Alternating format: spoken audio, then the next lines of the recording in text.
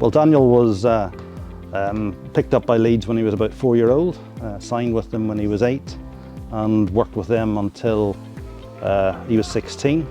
At 16, he was quite a late developer, a little bit small physically and things, and they said there wasn't a route through with him at Leeds. So he tried a few other clubs. He went to Reading and Doncaster and a few other ones. Didn't really fit in anywhere.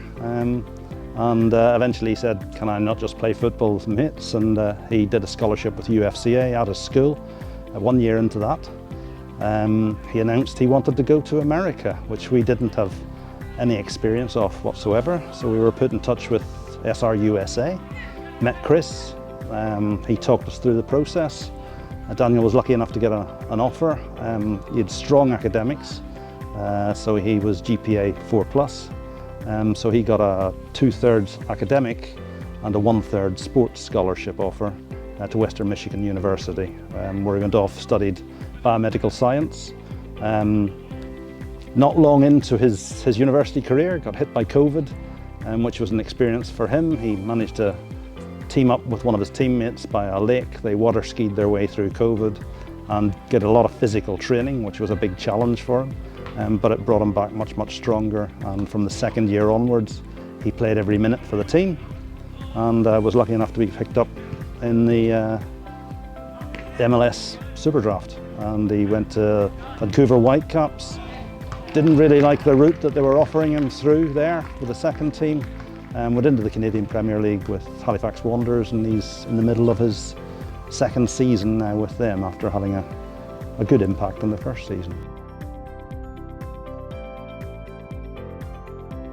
Most of my dealings have been with Chris, so obviously the first thing was the interview and assessing whether Daniel was good enough. But then they got the videotapes together, the editing together, and the biggest thing is, I mean, you could do this yourself. I can't imagine where you'd start.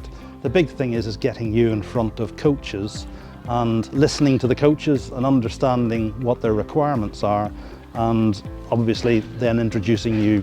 They will approach you directly. Some of that is work by yourself, because once the coaches approach you directly, you've then got to sit down, video interviews and things, and see what the fit is and see if they're going to give you an offer. And where SRUSA are very useful is talking through your offers, talking through what you're likely to get, setting your expectations, and then hopefully marrying you with an offer that's appropriate for you. It's very important to listen to their advice, because American soccer, it's actually much more competitive. It's a much harder environment than you might expect. And Chris and the guys are very good at setting your expectations, if you listen to them, as to where you can expect to go and what offers you can expect to get, because offers are not going to, very unlikely to get you all the way through. You're going to have to contribute something yourself, and it's important to listen to the guys, Chris and the guys, when they're telling you about how much you're going to have to put in and what expectations there are of the parents. I left home when I was very young. When I was 17, I joined the forces. Daniel, pushing him out the door, he was our baby boy, and off he went at 18. And I spoke to him and said, when did it sink in? And he said, he took a plane to Dublin, then a plane to Chicago. And he says, once the plane was taken off from Chicago, that's when he realized he was committed and how hard it was going to be.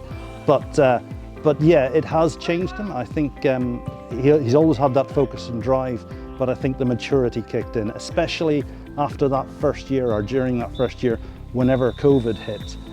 That separation and the fact that he was over there and he had to embed himself with a family over there, accept the culture.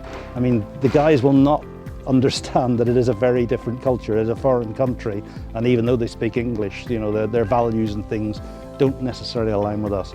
So I'm full of admiration for Daniel, what he's done, and I think trusting him to go and do that has changed his life. And if you speak to Daniel, he'll say it was the best decision he's ever made in his life.